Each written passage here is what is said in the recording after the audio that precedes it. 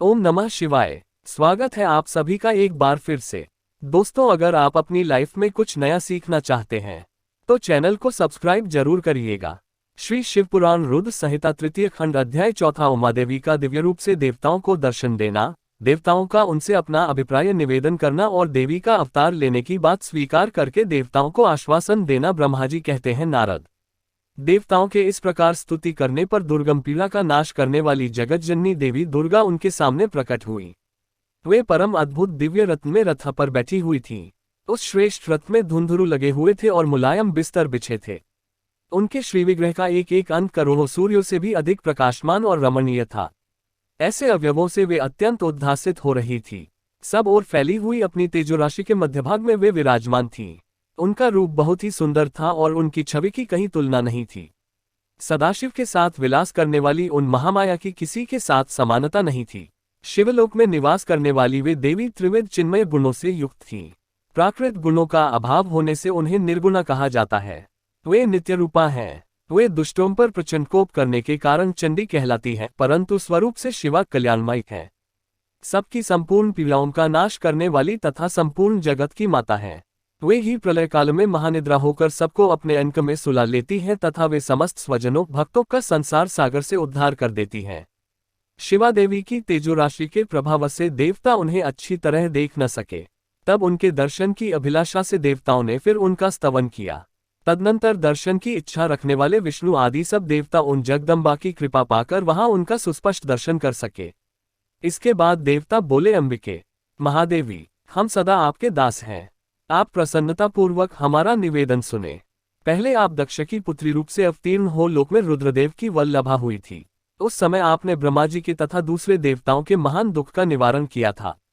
तदनंतर पिता से अनादर पाकर अपनी की हुई प्रतिज्ञा के अनुसार अपने शरीर को त्याग दिया और स्वधाम में पधाराई। इससे भगवान हर को भी बड़ा दुख हुआ। महेश्वरी, आपके चले आने से देवताओं का कार्य पूरा नहीं हुआ, अतः हम देवता और मुनि व्याकुल होकर आपकी शरण में आए हैं।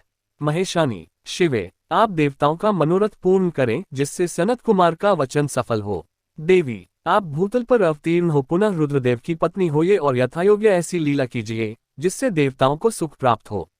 देवी, इससे कैलाश पर्वत पर निवास करने वाले रुद्रदेव भी सुखी होंगे। आप ऐसी कृपा करें जिससे सब सुखी हो और सबका सारा दुख नष्ट हो जाए। ब्रह्मा जी कहते हैं, नारद, ऐसा कहकर विष्णु आदि सब देवता प्रेम में मग्न हो गए और भक्ति से विनम्र होकर चुपचाप खड़े रहे। देवताओं की यह स्तुति सुनकर शिवादेवी को भी बड़ी प्रसन्नता हुई।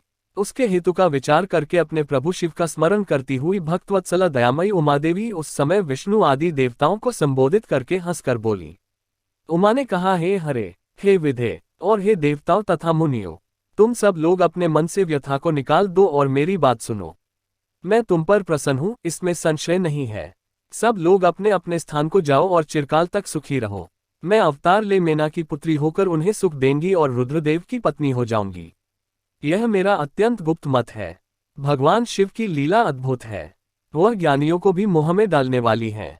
देवताओं, उस यज्ञ में जाकर पिता के द्वारा अपने स्वामी का अनादर देख जब से मैंने दक्षजनित शरीर को त्याग दिया है, तभी से वे मेरे स्वामी कालाग्नि रुद्रदेव तत्काल दिगंबर हो गए।